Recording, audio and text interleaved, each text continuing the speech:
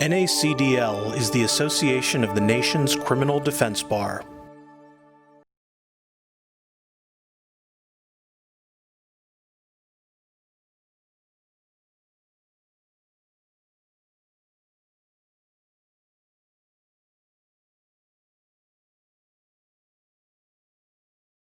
For those who are just joining for the first time, my name is Reid. I have the pleasure of serving as the Director of Advocacy here at NACDL. So now I have the pleasure of introducing our moderator for today's session. She feels like she's coming home a little bit.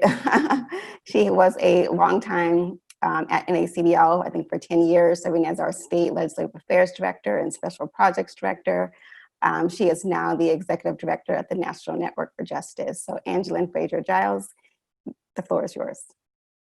Thank you so much, Monica. And yes, it's always like coming home, but I feel like I haven't really left you guys because I'm still friends with so many of you there and have a really direct connection in that my son works there at NACDL. So, and 10 years is a long time to be in one place and you just never really leave, you know, you're always there. So thank you. Thanks so much. So good afternoon, everyone, and welcome to NACDL State Criminal Justice Network panel, First Steps for State Sentencing Reform. My name is Angelyn Frazer-Giles, and I am the Executive Director of NNJ, as Monica stated. NNJ is an organization that supports and strengthens the work of state-based groups seeking to reduce jail, prison, and detention facilities safely and permanently. And I would like to really congratulate Monica and Nora and the entire NACDL team for making the 19th annual SCJN conference as innovative and engaging as possible, given the unprecedented environment we find ourselves in. I know all of us were looking forward to attending the conference in person, and I think it was in Florida this year. But maybe next year we'll be somewhere, wherever we'll be. So today we're pleased to have specialists in state sentencing reform discuss a variety of transformational policies. Each panelist will provide brief comments about their work, and then I will ask a few questions interspersed with any comments or questions we may receive from either the chat or the Q&A section. And I know that they really want you to try to focus on the Q&A. Any of your specific questions. So our first panelist is David Singleton, who is the Executive Director of the Ohio Justice Policy Center. OJPC's mission is to create fair, intelligent, redemptive criminal justice systems through zealous client-centered advocacy, innovative policy reform, and cross-sector community education. Next, we will hear from Greg Newburn, the Florida Director of State Policy for Families Against Mandatory Minimums. FAMM's mission is to create a more fair and effective justice system that respects our American values of individual accountability and dignity while keeping our communities safe. And finally, we will hear from Lauren Krisai, Senior Policy Analyst for the Justice Action Network. Jan employs a wide range of education, advocacy, and mobilization efforts to pass bipartisan reforms that make our criminal justice system smarter, fairer, more efficient, and more effective. And just to go back to being at NACDL for 10 years, I was with FAMM for 7 years. So I've been doing this for just a minute. And working with some of these great folks. As I mentioned, each panelist is going to provide an overview of their work, and I've also asked them to offer their method of coping during this pandemic and the racial unrest and injustice we find ourselves in this country at this time. So with that, I'm going to turn it over to David. Angelyn, thank you so much for moderating this panel. I'm really appreciative to NACDL for inviting me. And I am, as Angelyn said, I'm the Executive Director of the Ohio Justice and Policy Center. I'm also one of the center's lawyers. We are a nonprofit public interest law firm. We represent folks, and we also, and by folks, I mean folks in the criminal legal system, prisoners, and also people who come home from prison. That's not, is relevant today to our discussion about sentencing reform. But we provide that direct representation, and that informs the policy work that we're doing in Columbus. We've been around about 20 years. Our our work has included bringing civil rights claims for prisoners, as well as the reentry legal services that we do. But the work that we have through our Beyond Guilt project is probably the most relevant for this discussion today. We founded Beyond Guilt in 2019. The purpose of that project is to free people who admit guilt, who have served a significant portion of their sentence, and three, who can demonstrate rehabilitation. Think Innocence Project, except for people who did it. We joke tongue-in-cheek that it's the Guilty Project. But the point of it is that we overpunish folks, not just in Ohio, but all across the country. And there are so many people who are just thrown away, and they shouldn't be. They can come home, they can safely come home, and part of recognizing their humanity is working as hard as we can to get them free. And when we started this project in 2019, we didn't imagine that we would get as much cooperation from prosecutors as we've actually gotten.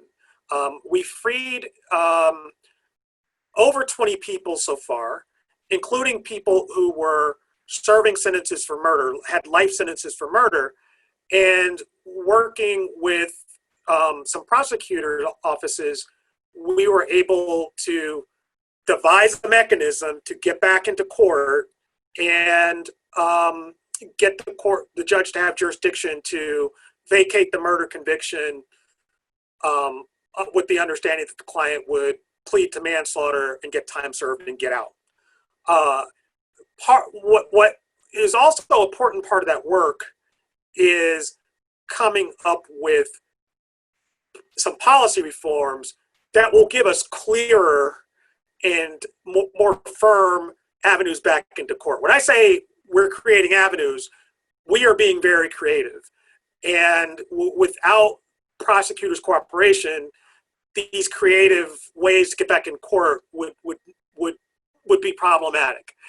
And so one of the things that we're looking to have Ohio do is join the tiny number of states across the country that have second look statutes that are ways that courts in life sentences can take another look, take a second look at the person who's served in this long sentence to see whether they can come home, whether they've been rehabilitated. Because I am sure that Ohio, like other jurisdictions, the parole system is broken. And our parole board, while it is starting to improve in some ways, it's still broken, and folks just get continued and kept in and not released. Let me just answer the question about the pandemic and racial unrest. In terms of staying busy or coping in a pandemic, I gave away the answer. I'm staying busy. We've got so much work to do to free people because of COVID, and that has kept me positive and hopeful and occupied. So that's how I'm coping. And in terms of racial unrest, I could not think of doing this work at a better time. The energy that we are seeing in the communities across the country tell us that we've got an opportunity to make a difference and make permanent some of these things that are happening in terms of reducing prison and jail populations because of COVID. So those are my answers to those two questions, and I'll turn it over, Angelyn. Thanks so much, David. We'll have to come back to the second look and freeing 20 people. That's pretty incredible. I'm going to turn it over now to Greg. Well, thank you so much. And first, let me just say it's an honor to have been invited to participate in this conference at FAMM. And I know a lot of the other advocacy organizations, we spend all of our time trying to change laws, and we're amplifying voices of people who have been directly impacted. But it really is the defense attorneys who are in the trenches every day, fighting for justice for real people, So it's not an exaggeration. I say it all the time when I say defense attorneys are my heroes, the people that get out there and do the real work. And it's great to be here with NACDL. It's just an absolutely first-class, top-notch organization with great people, top to bottom. And I'm proud to work with NACDL in our mutual effort to improve the criminal justice system across the country. In fact, FAMM and NACDL have a long history together. We do a lot of great work. We just partnered to co-produce a new documentary film called The Vanishing Trial, which highlights how mandatory minimum sentencing laws create what we call the trial penalty, which I'm sure is a concept that is familiar to everybody on this call, right? The difference between what is offered in a plea deal and then the actual sentence if you take it to trial and get hit with the mandatory minimum. It's a great look at that concept and that phenomenon using real life stories. We're excited about that as an advocacy tool. And in fact, we're screening that all week next week. I'm sure you can find the details either at FAMM.org or at NACDL. So anybody who wants to watch that, you can watch it next week. So like I said, FAMM and NACDL have a long history together. It's wonderful to be with everybody today.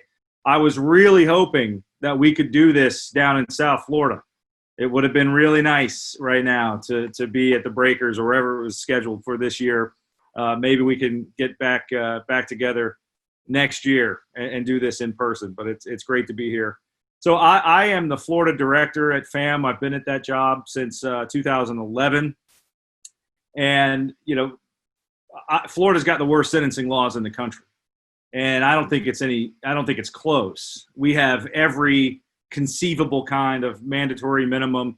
We have the 85% rule that requires every single person who's incarcerated to serve 85% of a sentence before they can be released. We don't have parole.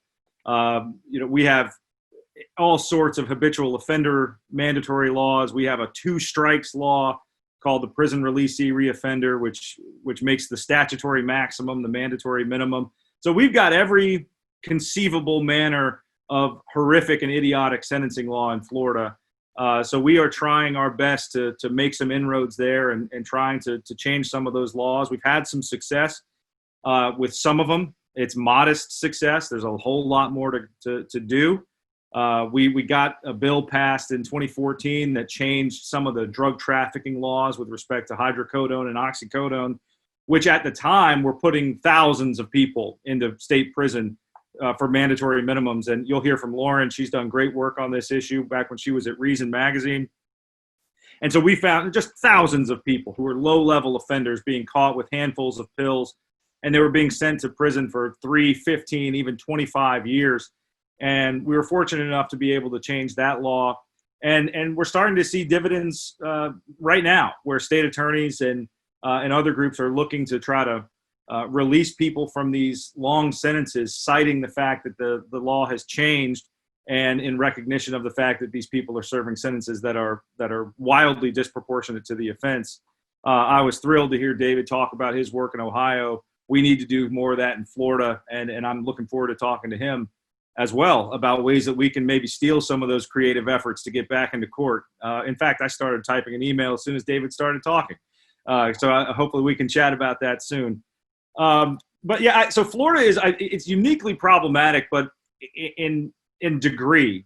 A lot of states have the same problems that Florida does, but we just have them to a larger degree, and like I said, a more idiotic degree. And I think there's a couple of reasons for that. We have all of our sentencing laws are such that you can't know that a sentence that is being served is anywhere close to appropriate or proportionate or just, right? You can't look at the prison population and say that, there's 90,000 people in prison and they all deserve their sentences because a judge was able to take into consideration all the circumstances of the offense. The way our sentencing laws are put together, whether it's the criminal punishment code that creates a lowest permissible sentence and you can sentence all the way up to the statutory max, or mandatory minimums, or all these enhancements, it's created a system that's so distorted and so overly punitive that if you take any randomly person who's incarcerated in the Department of Corrections, and you just look at the sentence that they have, and you just look at the offense that they were convicted of, you can't have any reasonable certainty that that sentence is proportionate.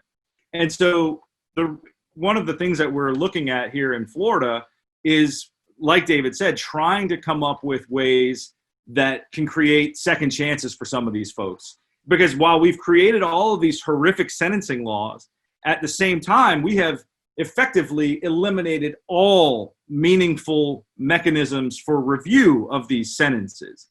And the result is morally problematic at best, right? I mean, if you look at some of the statistics in Florida, and again, I don't know if this holds across the country, but in Florida, the number of elderly prisoners has risen 327% over the last 20 years. The number of people serving life sentences in Florida prisons has increased 75% over the last 20 years. 40-year sentences that are non-life and non-death, they're up nearly 40%. So we're putting all of these people in prison for just obscenely long prison terms, obscenely long sentences. And at the same time, we have completely or nearly completely eliminated any effective mechanism for review. For example, our clemency board has commuted 36 sentences in 20 years. That's fewer than 2 people a year, even though we have an average prison population annually of more than 90,000, right? We've abolished parole, but again, about 5,000 people are still eligible because they were sentenced before we abolished parole, but they've released fewer than 1,000 over 20 years, right? Like fewer than 50 per year. Our conditional medical release law is so ludicrously narrow, right? You literally have to either be imminently, the death has to be imminent, or you have to be physically incapacitated before they will let you go. They've released 300 people over the last 20 years. So releases as a percentage of Florida's prison population.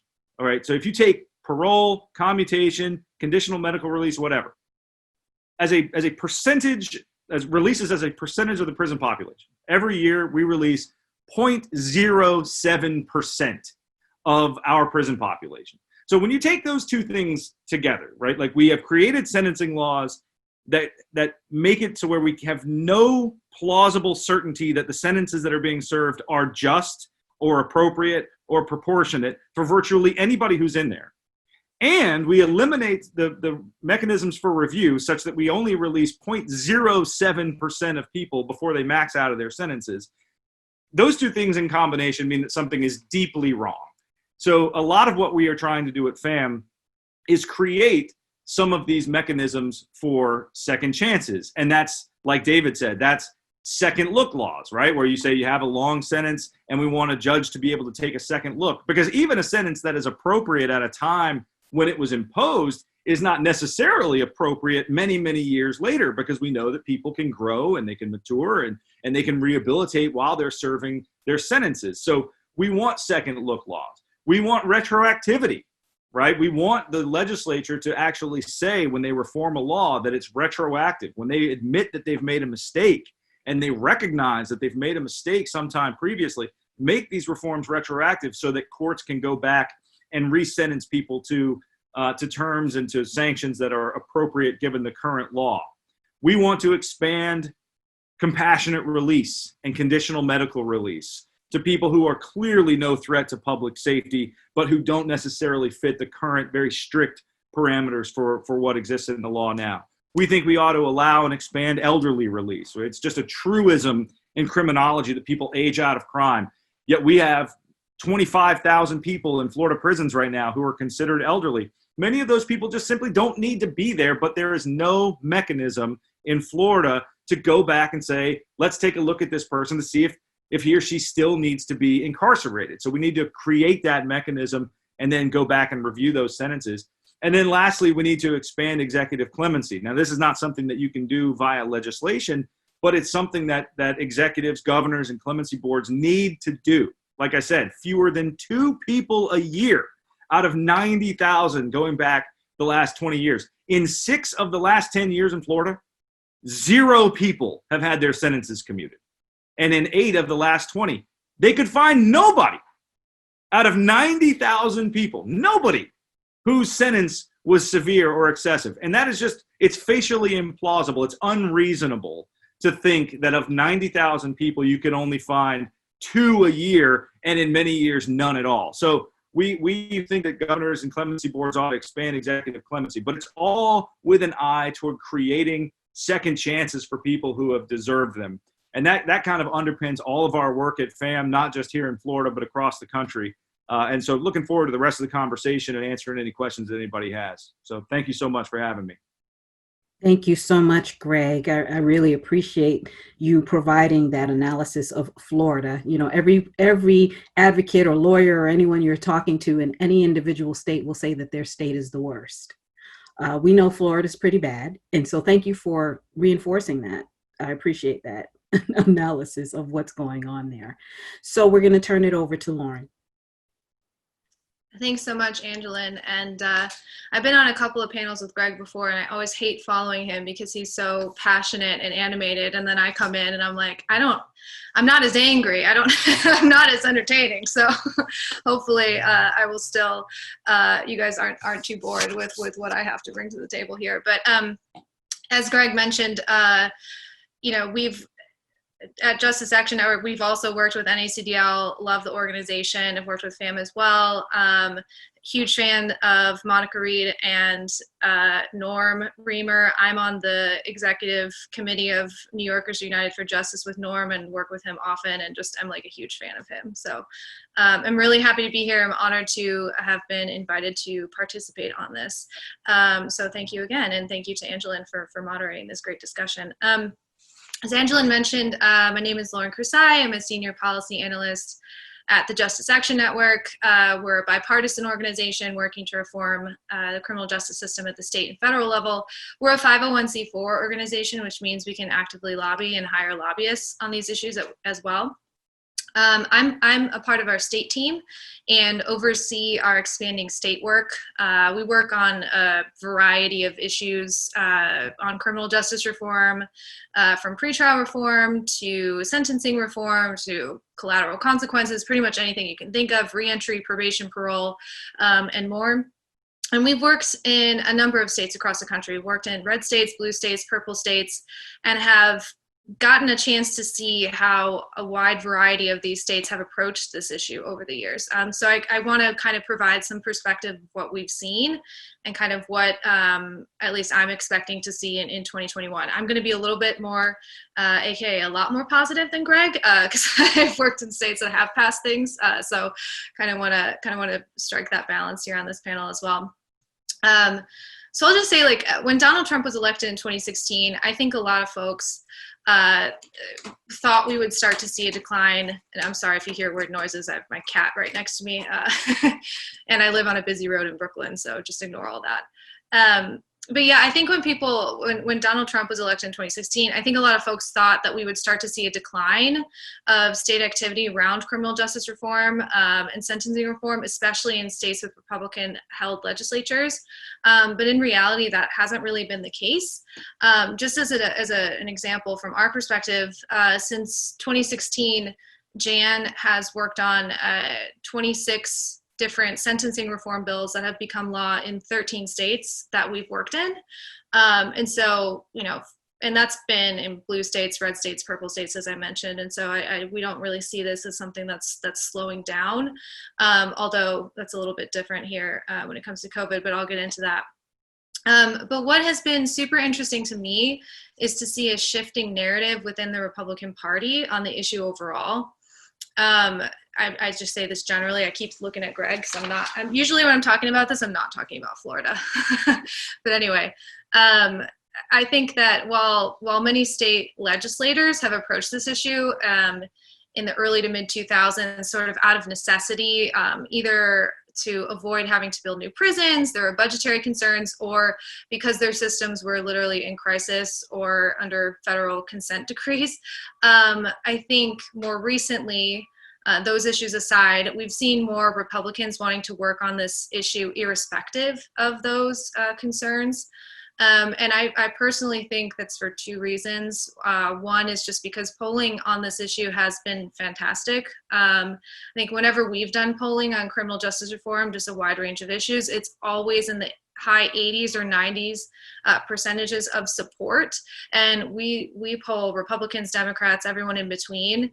And consistently, this is one of the best issues that we've seen. And the polling companies that we've worked with have said we don't see numbers like this on many issues. And so I think that is part of the reason why Republicans and others are more comfortable kind of taking this issue on. And part of it is also because in states that have done criminal justice reform, the sky hasn't fallen. And in fact, the opposite has happened. They've seen really great results.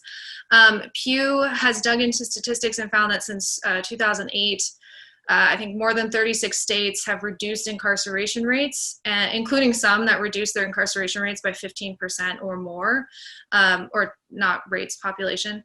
And almost every state recorded a decrease in crime, and Pew says with no apparent correlation to imprisonment, so that's huge. And I think Republicans have taken notice, like the sky hasn't fallen. Crime hasn't gone up when states have done this, and so this is something that's a safe issue to take on. And in 2018, something that was really interesting to me is that we saw 2 Republican candidates for governor actually actively campaign on this issue. So it wasn't just something that they, they'll be supportive of. If it gets to their desk, they'll sign it. They're not going to make a big deal out of it. It's like 2 actually campaigned on this issue, and it was a central part of their campaigns in Republican states. And they were campaigning on it during the primary, where it wasn't guaranteed, and actually these 2 weren't shoo-ins for that position.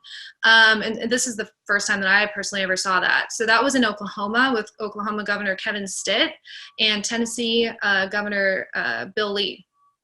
So over the years, I think that many Republicans have seen that this issue is a winning one, or at the very least, they are seeing it, that shift in seeing it as a losing one, or there has been a shift there. Even at the federal level, when Senator Tom Cotton and Senator Kennedy, they tried to gut the First Step Act when it was on the Senate floor, they failed pretty spectacularly. None of the amendments they proposed passed that would have gutted the bill, even with all of their fear-mongering, which, in my opinion, would have potentially worked in years prior. And so I mention all of this only because I think that is one of the keys to the sustainability of the criminal justice reform movement going forward, and something that you can't really, or I don't see coming undone anytime soon. This year, a lot of reform bills, they did fall victim to COVID, either due to the legislature's adjourning or the legislature's turning their attention to only legislation dealing with issues related to COVID or the budget.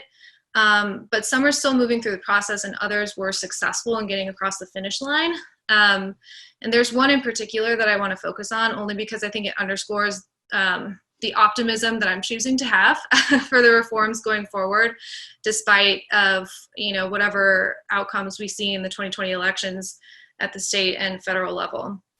And so the reform I'm mentioning is drug-free school zone reform in Tennessee. This is something that I've been working on for a few years now. I previously worked at Reason Foundation, was the director of criminal justice reform there, and partnered with my colleague CJ Ciaramella on an article detailing just how widespread the drug-free school zones are in Tennessee. We were able to get mapping data and actually create maps that showed that these drug-free school zones covered the entire state. And for those who don't know what drug-free school zones are, I assume most do, but they are basically enhancements. So if you're caught with drugs in a particular area, in the case of Tennessee, that's 1,000 feet from a school, church, playground, public recreation center. I think there's a couple other things in there. If you are caught with drugs in those areas, even in your car, if you're pulled over, or even in your private home, we have a few cases where people were inside their houses that were close to a park. You can get this enhancement, which was a mandatory minimum that bumped you up to the next felony classification, and you had to serve the minimum of that sentence. You can't get out before then. And so, I mean, drug-free school zone reform, and we created these maps to show that it was just so widespread in the state. It wasn't just an urban issue. It was also a rural issue. And in fact, there are a few rural counties that were using this statute. The prosecutors were using this enhancement a lot more often than in some urban areas. And so we showed all that. And I think, this is an issue that when you say drug-free school zone reform, this is not something that you think would pass easily, especially in a state like Tennessee, which has not done any sentencing reform at all. They've been a state that has lagged behind on this issue. But actually this bill, it passed, we had 2 Republicans sponsoring it, the Senate Judiciary Chairman Mike Bell and the House Judiciary Chairman Michael Curcio. Curcio was the champion on this issue and really kind of drove this across the finish line. It passed the Senate unanimously and it passed the House. I think it had 3 or 4 no votes. It barely had any opposition. Prosecutors were neutral on the bill. And I think that's because we'd worked on this for a couple years. We really had kind of all of our arguments made. People were interested in trying to save money. This bill would have saved, I think, a couple $1 million. And it really didn't have that much opposition. And for something like that, with such an awful sounding name to just put yourself in a position of a conservative, like sounds like you want to sell drugs to children.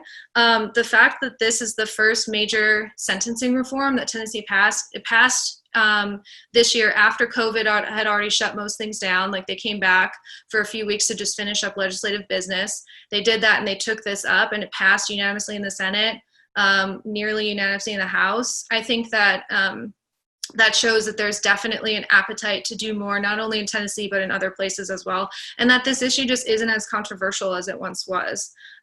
Fingers crossed, but that's at least what we were seeing this year.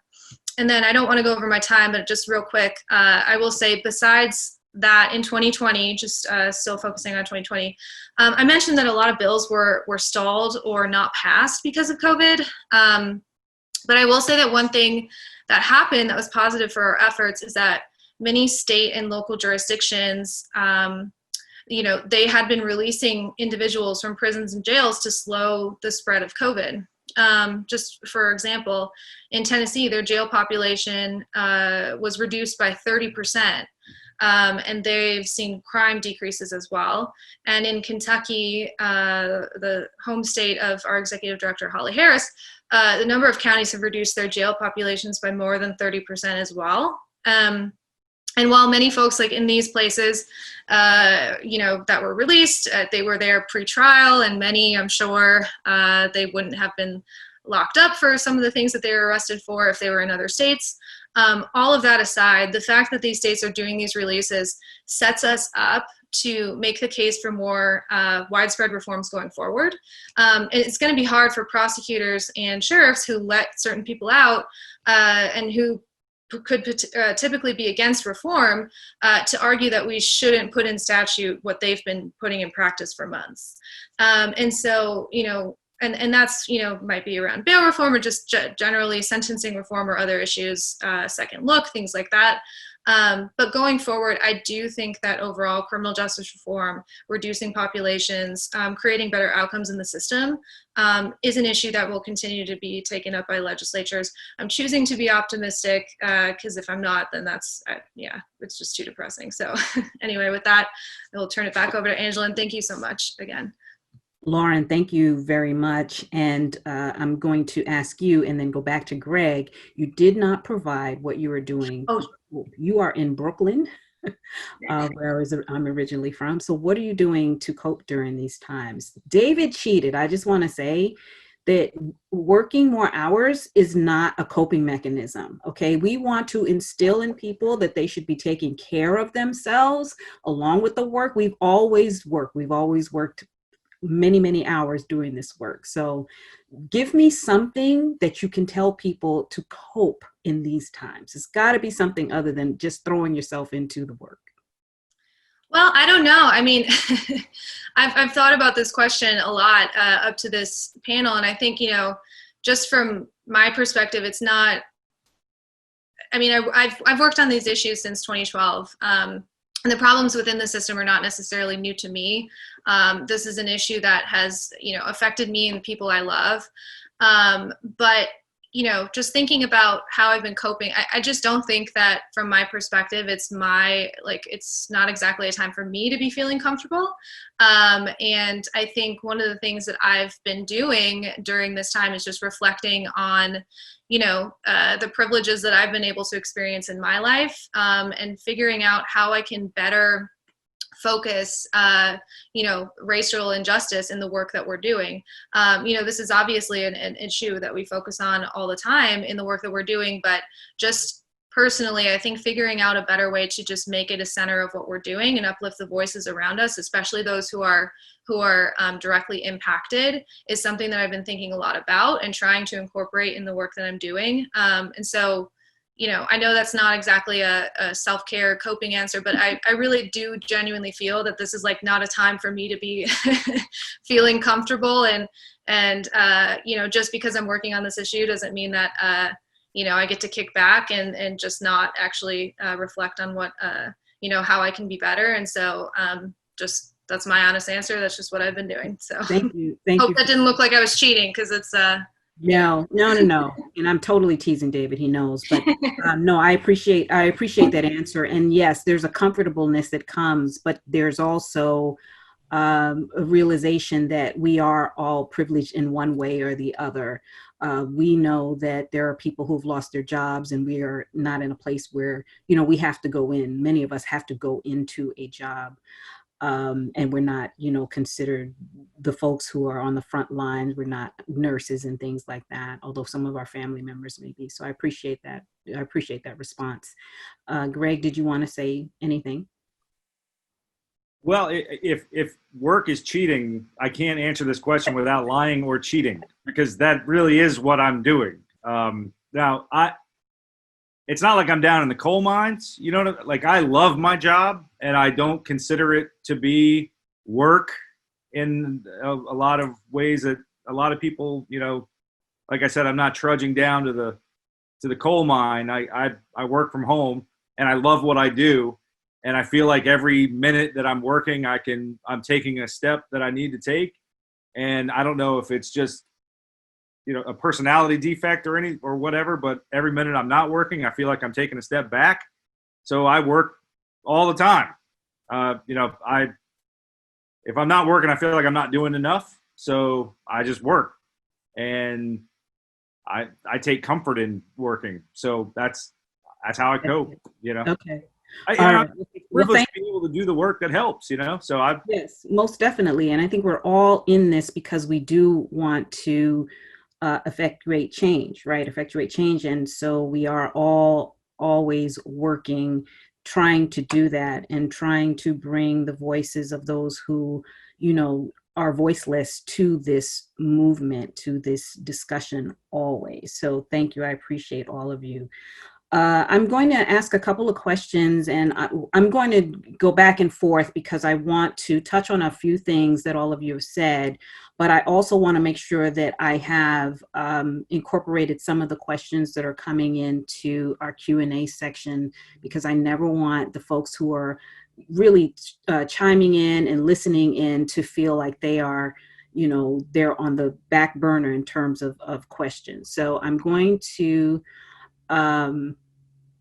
let's see, go through some of these questions and ask. There's a question, and I believe this is probably to Greg, but also maybe Lauren, you could talk to anything that may have occurred in Wisconsin.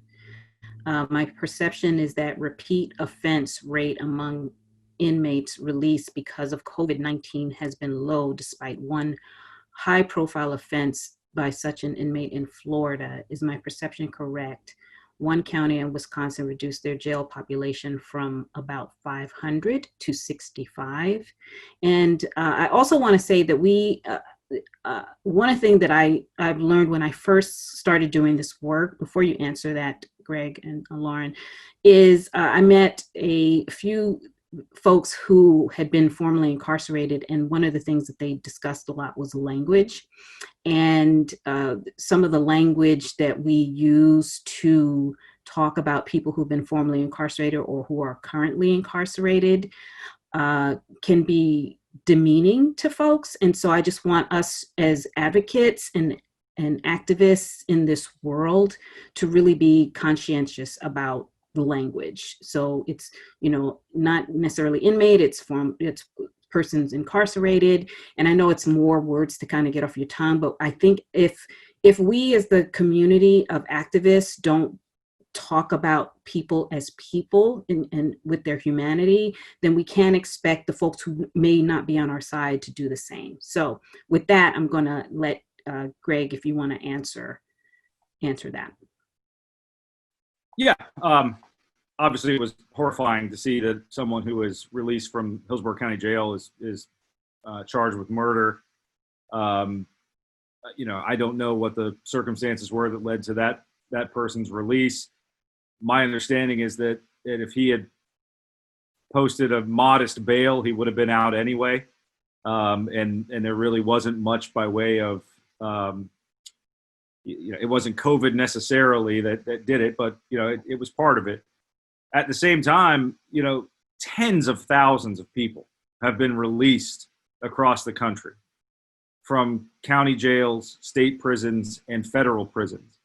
Federal prison alone, they've released something close to 9,000 people, either through compassionate release or through the DOJ's home confinement program.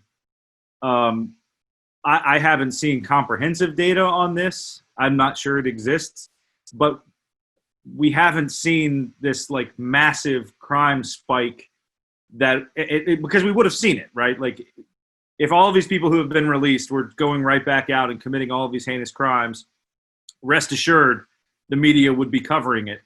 And we would know pretty conclusively and quickly that there is a meaningful correlation between these releases and these crimes.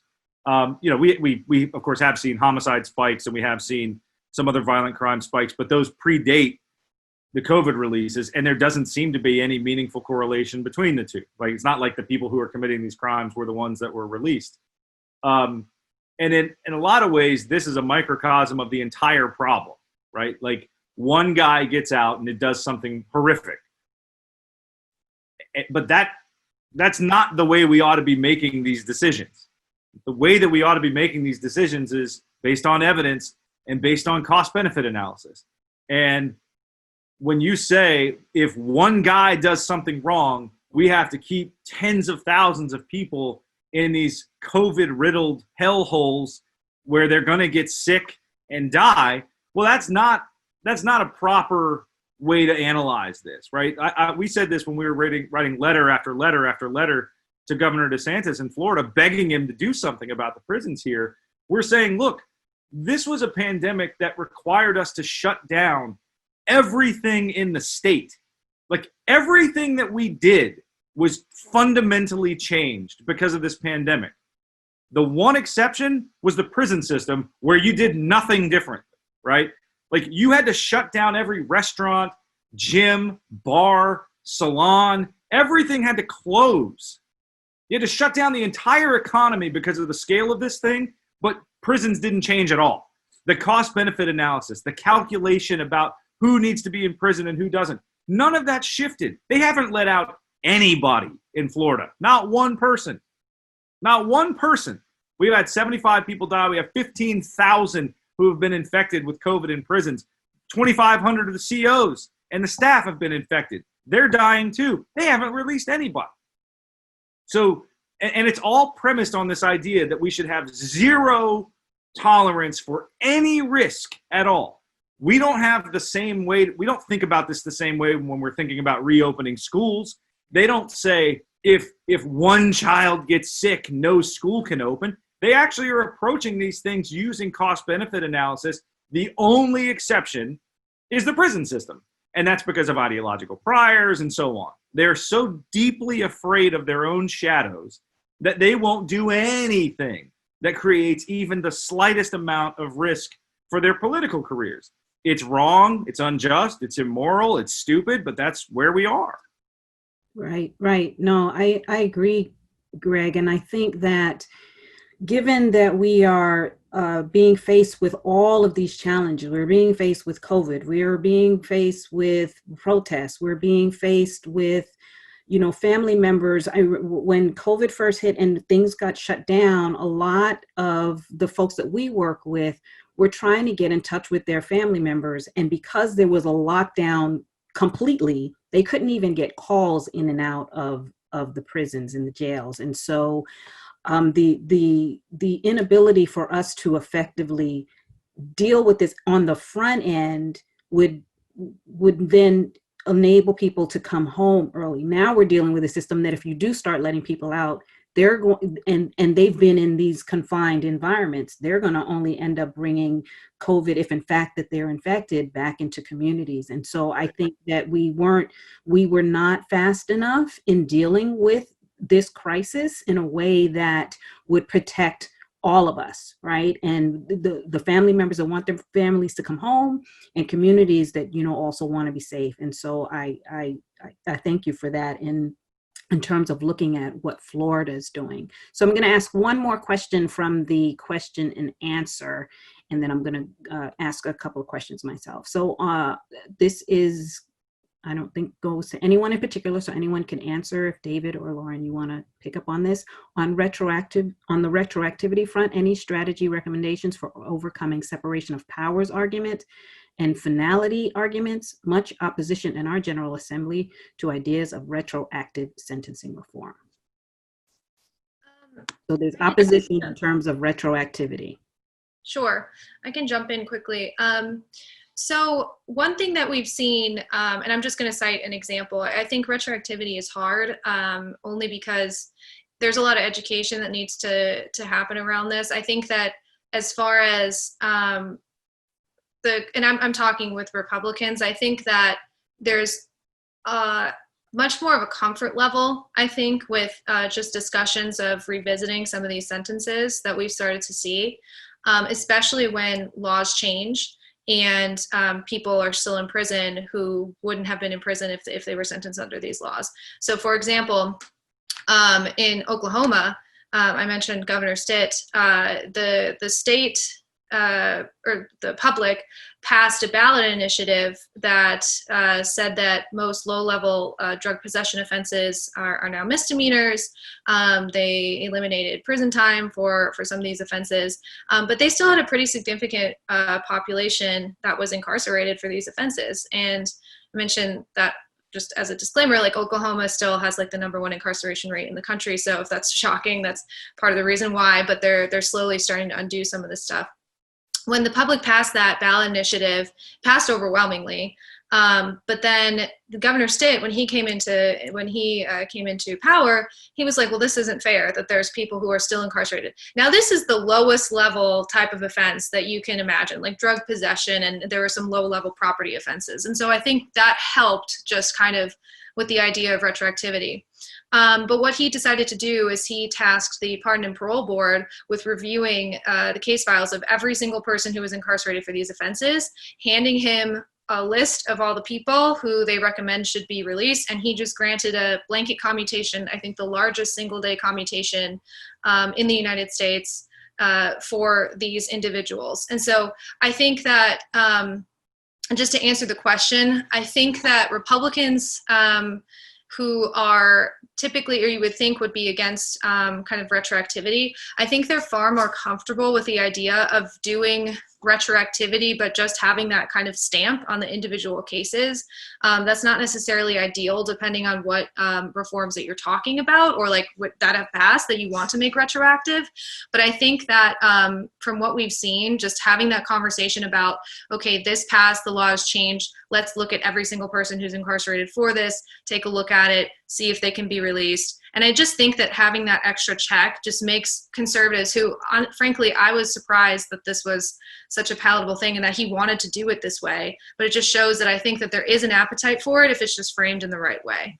So I just bring that example up as one. But again, it's hard to know because it hasn't been done very frequently, and that was like very, very low level offenses. And so I don't know if it can be replicated with others, but again, I'm choosing to be optimistic. Yeah, no, I hear you. Optimism is always good. So David, let me ask you, a couple of things that you talked about and that all of you actually spoke about was the second look statute. And the panel prior to this one, Amy Fettig was on from the sentencing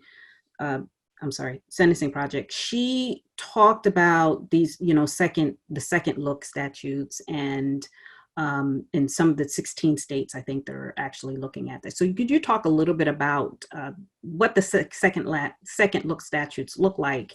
And then talk a little bit about the 20 people that you guys have helped free and how you utilize those stories, because that also came up, is utilizing the stories of the people who are most affected and impacted by the criminal justice system and really elevating the issue, utilizing their stories.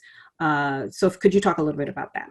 Yeah, if you don't mind, I'd like to answer your second question. Sure. Go right ahead. I think storytelling is one of the most important tools that we have in the toolbox when it comes to trying to make change. As I was listening to Lauren talk about Governor Stitt and how he was moved to do something about the injustice of someone who was still in prison when the law changed, that's because that impacted him on an emotional level. And one of the keys to, or at least one of the things that we're doing as part of our Beyond Guilt work, when we're getting people out and with their permission, and in fact, lifting up their stories, not just telling their stories, but putting them in a position to tell their stories, we are hoping to change the culture and to get Ohioans used to the idea that somebody could have committed a murder 20 years ago, and they're an entirely different person now who can come into the community and succeed. One of the people that actually, he's been out now a year and 2 weeks. His name is Angelo Robinson. He was featured in the New York Times. His story is public. That's why I'm talking about it. And he, in 1 year out, works 2 jobs. He's enrolled in college, just got all A's, his first term, is closing on a house in October. I would love to have him as my neighbor. I think many people in the community would love to have him as a neighbor. And when they meet him, they see his humanity. We've got to tell those stories and tell them often and tell them well. In terms of second look statutes generally, and Greg touched on this, but generally what they do is they provide a way for the trial judge, the sentencing court, to have the power, the jurisdiction to release someone after the conviction has become final. It's a way that they can go back, look at who the person is today versus who they were before, and if it's appropriate, balancing various factors, order them released. In some jurisdictions, and I believe this is a limitation in DC, DC's second look statute is focused on people who were convicted as juveniles or young, they're 18 or under, I believe, and they got convicted of murder, and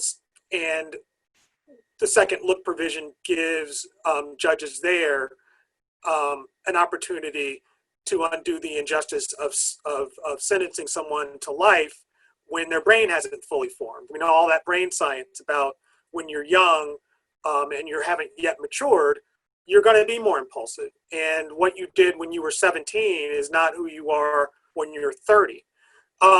These statutes come in various permutations. Some require that the prosecutor agree that the case is appropriate for a second look. Sometimes that gives me pause because it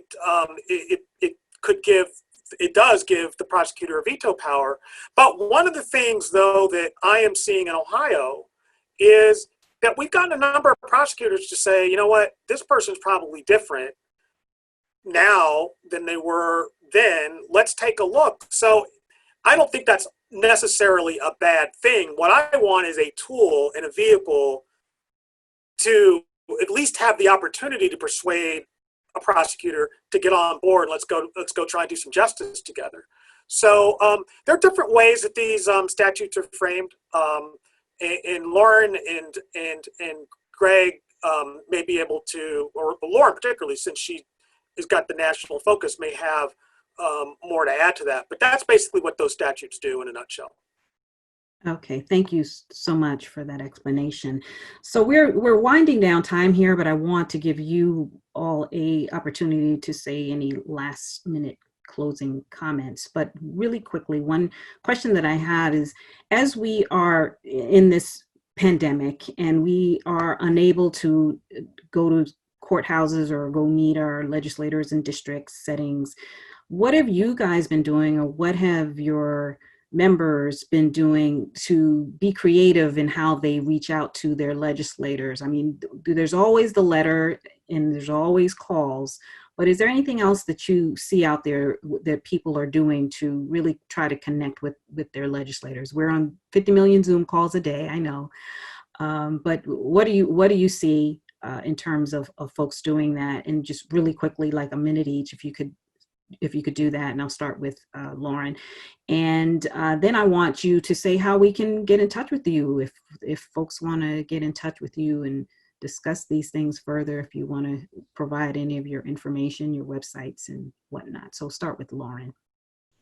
Sure. I will say, I think, I'll have to think about this a little bit more, but just my initial thought to answer your question is that I think with the awareness that a lot of people are starting to gain from all of these protests and the different issues that are going on, I personally have just seen a lot more people finding ways to get in contact with their lawmakers. I think people didn't realize that most emails of representatives and senators, their state representatives, are available online. You can just contact them individually. I've seen a lot of people sharing things on social media that say don't send blanket emails or don't sign petitions.